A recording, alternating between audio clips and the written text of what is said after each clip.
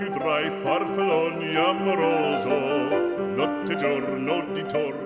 you know a cop, you know a hero. And there are a lot of different ways that cops are heroes.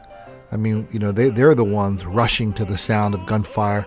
They're the ones that, I think it was George Orwell who said that their willingness, the willingness of rough men to do violence to protect us, is what allows us to sleep soundly in our beds at night.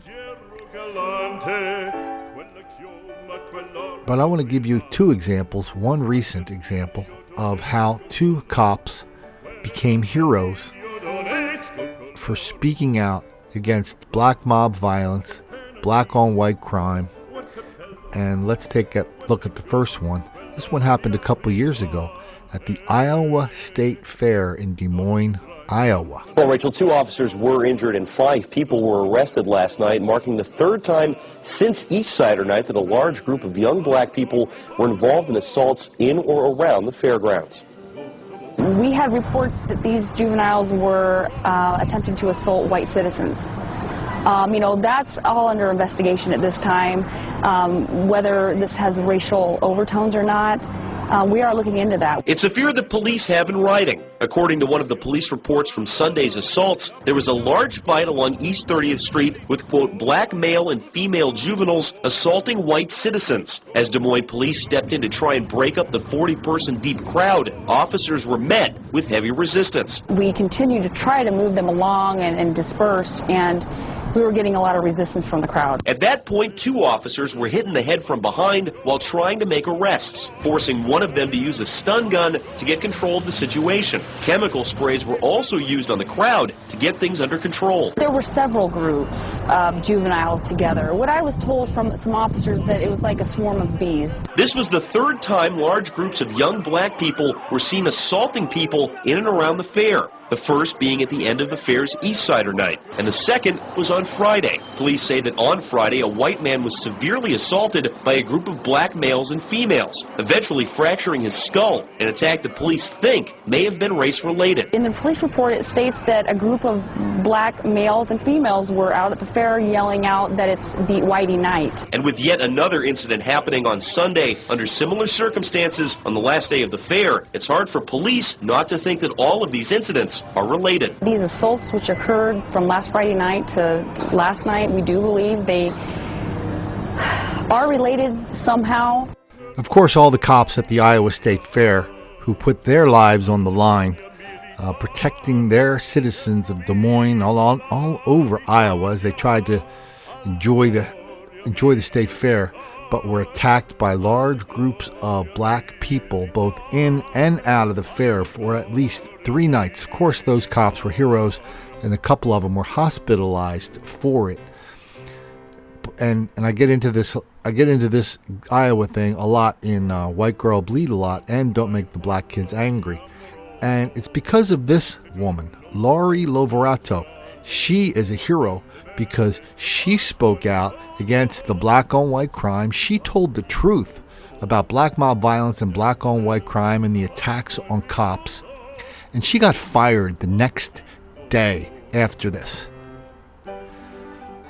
Technically, she was sent down to the records division, but anybody who knows anything about cop work, if you go from being a high profile PR person, spokesman, down to the records department, that means you're fired. She left the department soon after, and I actually talked to her on the phone once.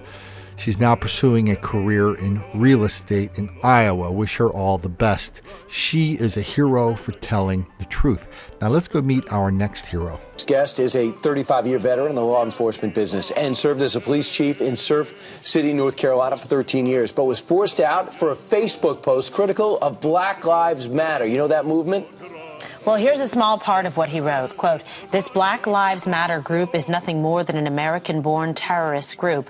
The FBI and other government law enforcement groups need to step up and put a stop to this." Former Surf City Police Chief Mike Halstead joins us now. He is speaking out for the very first time on television. We thank you very much, Chief, for joining us. Thank you for joining us, Chief. 35-year veteran of law enforcement. Are you still stunned and in shock at what happened with losing your position? Yes, I am. Did you know the implications of writing that post? I thought my message was important to get out to police officers around the country and my own officers to save their lives. I didn't feel that it was derogatory in any manner, to be honest with you. So you were on your private Facebook page. It wasn't the city page or anything like that. And essentially, what were you saying? Well, first off, I never even mentioned the town I worked for. I just said it was an open letter from a police chief. My main concerns, again, was the law enforcement community. When you have a group of people out there calling for the deaths of police officers, I mean, come on, really? I mean, we're risking our lives every day. I did it for 35 years, been injured in the line of duty several times. Why should I put my life on the line? Why should other police officers put their lives on the line if that's how we're going to be treated? Yeah, why shouldn't blue lives matter? Exactly. And you're trying to why shouldn't all lives matter? Absolutely, a forum out there to say, officers, be safe, yes. Have your back, be careful when you're out there, out of concern. Correct. My intentions were not to offend anybody. But you did offend some people because you said that Black Lives Matter is a terrorist group. It is a terrorist group, in my opinion. It's a terrorist group if you can march down the streets and you can call for the deaths of police officers and a race of people. You can make slogans and hold banners that says Black Lives Matter, and then you can yell out pigs and bacon, pigs wrapped in bacon, frying in a pan.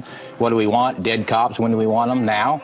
I mean, come on. So you know this business, you know what a threat is, Correct. You know what a Facebook post is, you want to get that message out, Correct. and they give you a choice. They sit you down and say, well, listen, we could fire you now, you get no severance, so you could go retire now. That's exactly what happened. So you said, all right, I'll retire. Well, earlier that morning, the mayor and the town manager had told me that I was not going to face any kind of termination, retirement, or anything else. At 3:30 that afternoon, I got exactly that. Changed. I was told you're to retire this minute, or you're to be terminated. Yeah, well, the story the city was putting out, I believe, is you were about to retire. That's not true. I was just given a 10% pay raise to stay another year because I was doing such a good job.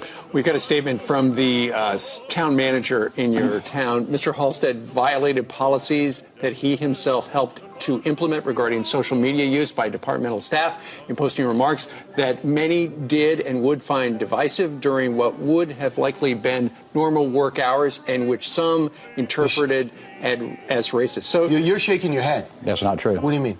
I never mentioned the town of Surf City. I never mentioned any police officers' names. I never mentioned any persons other than those responsible for their actions. What about the officers underneath you?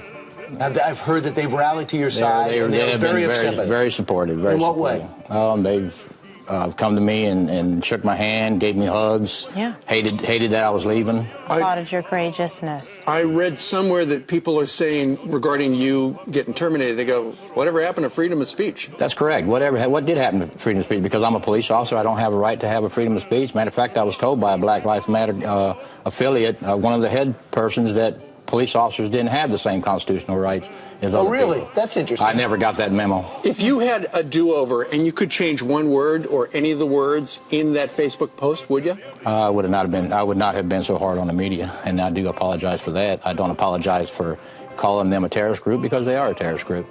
All right. What's next for you? I'm going to work with LESMA. It's a law enforcement support, media and accountability group. Hopefully I'm going to be able to get out and spread the word to save police officers' lives. All right, excellent. Chief, thank you so much for being with us this morning. Yeah. Thank you. Thanks.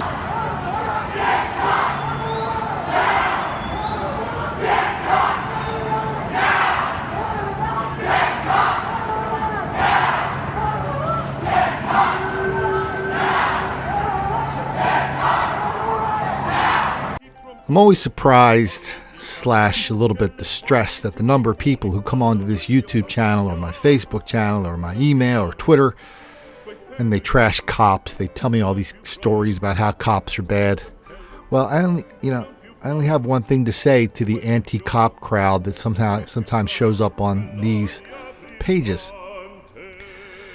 You're an idiot.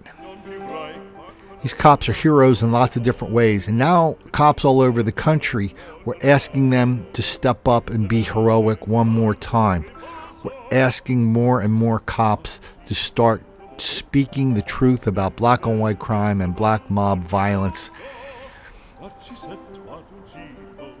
And a lot of them are rising up to the challenge. We're starting to see the police officers' unions in places like New York or even Louisville, Kentucky, start to speak out. I get so much email from cops all over the country: Chicago, Cincinnati, New York, Houston, you name it, Philadelphia, Delaware, all over the place. They're all saying the same thing. A couple things. One, Colin, nobody knows how bad the black mob violence, black on white crime, and black racial hostility towards white people in general and police in particular is. Nobody has any idea. Two, they're happy that I'm writing about this in a plain fashion. They say that this is the video they would make. This is the book they would write if they could. I'm honored to be able to speak for them. Sometimes on between my YouTube channel, Facebook, Twitter, email, I'll get 50,000 comments a month. A couple of them come from trolls, but for every one comment for a troll saying I'm a bad person for talking about this black on white crime and black racial hostility in a plain fashion, there's 100 who say, thank you, Colin, for telling the truth. You are a hero. Well, you know what? I appreciate you saying that. I don't look at it that way, because in my life, I have people support. I don't work in an office with a cubicle where there's lots of people around, where I'm putting my job, my career, my life, my family's well-being at risk by speaking out on this. The people who come to my YouTube channel, they support me. They support what we're doing by buying my books, by reading them, by giving them to other people, by giving them as presents, by showing people these YouTube channels. A lot of people, I get a lot of email every month going, Colin, we want to support you. How should we do that? Monetarily. I say, well, just go to PayPal. And easy enough to do. My email address is colin@colinflaherty.com. And people will go there and send in $10, $25, $100. That's amazing. That's astonishing to me. And I'm very grateful for that. And it really helps me do more. It helps me, sometimes I have to, hire people to go dig for a record or something, and or maybe help me make a graphic. And it's really a big help. But again, the supporters are keeping me alive. And I also have other, I'm supposed to be some kind of PR marketing guru, so I do have clients, and that also keeps me alive. So I'm not risking everything like these cops are doing, like Lori Loverato did, like the chief from Surf City did.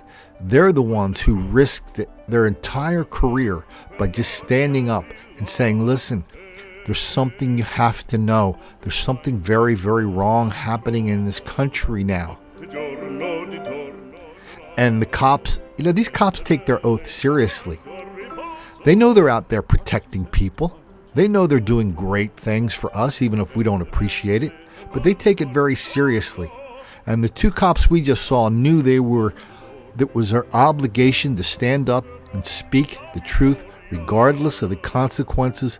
They are heroes. We have to congratulate them for that. I will never forget their sacrifice, and I hope you don't either. This is Colin Flaherty, author of Don't Make the Black Kids Angry. We're in this together. Now we have a couple heroes to inspire us.